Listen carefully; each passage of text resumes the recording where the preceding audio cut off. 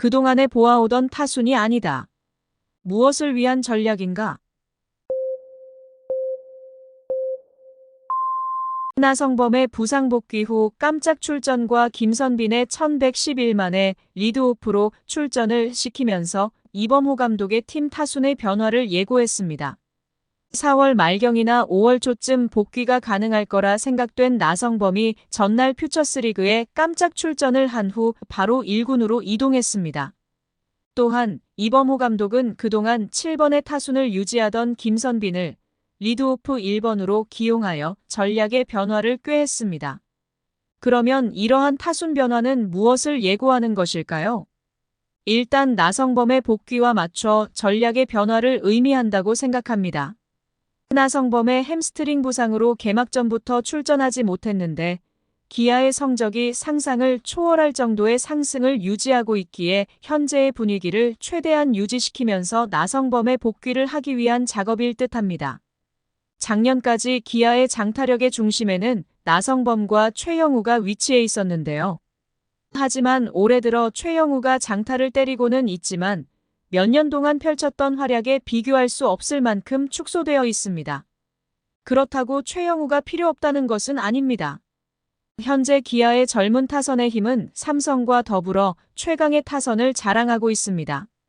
하지만 젊은 혈기에 경험이 부족한 선수들에게 중심을 잡아줄 수 있는 타자 중 한 명이 바로 최영우입니다. 얼마 전 사천 루타의 주인공이 되었는데요.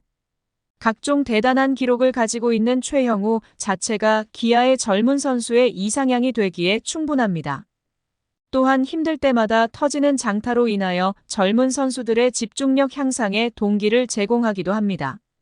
거기에 이제는 나성범까지 돌아왔습니다. 2년 동안 햄스트링의 재발로 인하여 개막전에 출전을 하지 못했던 몸값 150억의 사나이입니다. 그렇다고 몸값을 다 못했다고 말할 수는 없지만 나성범이 자리를 비운 것 자체가 팀의 사기에 많은 영향을 끼칩니다. 작년에는 확실히 그러했습니다. 그리고 햄스트링의 재발을 막기 위하여 매우 조심도 했을 것입니다. 그러나 올해는 다른 양상으로 진행이 되고 있는데요. 시범 경기에서 나성범의 부상과 시즌 초 황대인의 부상으로 인해 팀 자체가 흔들릴 뻔했습니다. 그리고 작년 커리어 하이를 찍었던 선수 중 핵심인 김도영과 최원준마저 빈타에 시달렸습니다. 하지만 이러한 상황에서 다른 선수들의 활약을 통해서 기아의 새로운 분위기가 형성이 되었죠. LG에서 잦은 방출 후 고작 5천만 원의 연봉으로 기아로 온 서건창과 외야수에서 일루수로 전향을 위해서 실력을 갈고 닦았던 이우성, 그리고 그동안 꾸준한 성적을 내왔던 현재 기아의 젊은 선수 및 2군 선수들의 이정표인 박찬호 선수까지 대단한 활약으로 기아를 살려냈습니다. 거기에 최형우와 소크라테스의 초반 기세는 대단했습니다. 또한 시범 경기에서 팬들의 불안감을 선사했던 제임스 네일의 기세 또한 대단했는데요. 거기에 불펜의 힘은 정말 퍼펙트했습니다. 하지만 지속적으로 부상 선수가 발생하여 기아의 힘을 갉아먹기 시작했습니다. 10일 정도의 공백이지만 박찬호의 부상 그리고 대체 자원으로 들어와 대단한 활약을 선보였던 박민혜, 전천후 투수 역할이 가능했던 임기영, 선발 투수의 자리에서 대체 불가했던 이일이까지 순차적으로 팀에서 이탈했습니다. 대부분의 부상 선수들이 기아의 핵심 선수로 매우 중요한 위치에 있었던 선수들이었습니다. 선수가 없으니 중요성을 알게 되었습니다. 또한 최형우와 소크라테스의 침체까지 오면서 기아는 매우 불안했던 상태였는데요. 하지만 또 2군에서 올라온 젊은 선수들의 힘을 알 수 있었습니다. 김태군의 후광에 가려진 한준수의 활약과 더불어 홍종표의 타격, 김도영과 최원준의 부활까지 알맞은 시점에 기아의 구세주가 되기에는 충분했습니다. 김도영은 4월 5일부터 터진 홈런과 장타력을 바탕으로 1할 때의 타율을 3할 때로 올리는 등 10홈런과 10도루를 기록하여 최초의 한 달 동안 10클럽을 만들어내는 활약을 펼칩니다. 그리고 최원준까지 4월 한 달간 1할에서 시작한 타율이 3할 때를 기록하면서 부활의 시작을 알렸습니다. 이우성의 꾸준함도 또한 매우 중요한 기아의 힘이 되었죠. 이때까지는 김선빈도 대단한 활약을 펼쳤습니다. 하지만 박찬호의 복귀와 더불어 첫 타석에 안타를 때리기는 했지만 본인의 컨디션이 바로 올라오지 않았습니다. 부상 전 3할 때의 타율이 2할 중반까지 내려가는 침체기가 왔습니다. 결국 이범호 감독도 다양한 전술의 변화를 꾀했는데요. 일단 이범호 감독이 시범 경기에서부터 해보고 싶었던 것은 달리는 야구였습니다. 발빠른 박찬호, 최원준, 김도영의 순으로 출루율이 높은 3할 때의 타자들을 이용해 상대편을 흔들면서 투수들을 괴롭히는 전략을 준비했지만 나성범과 황대인의 부상으로 타선 조정이 필요했고 시즌 초반 부상 회복 후 바로 투입된 김도영, 그리고 최원준의 컨디션이 좋지 않아서 작전을 포기했었습니다. 선두를 유지하고 있기에 한 번씩은 박찬호, 최원준, 김도영으로 이어지는 타순을 쓰기도 했지만 강렬함은 없었습니다. 박찬호의 9번 타자의 위치는 부상 복귀 후 잠시 추춤한 관계로 본인이 하위 타선의 밸런스를 잡고 싶다는 요청으로 전격적으로 타순의 정리가 이뤄진 결과입니다. 또한 최근 김선빈의 부진한 타격에 대한 분위기 전환까지 필요했습니다. 그래서 김선빈을 1번으로, 최원준을 7번으로 이동시켰습니다.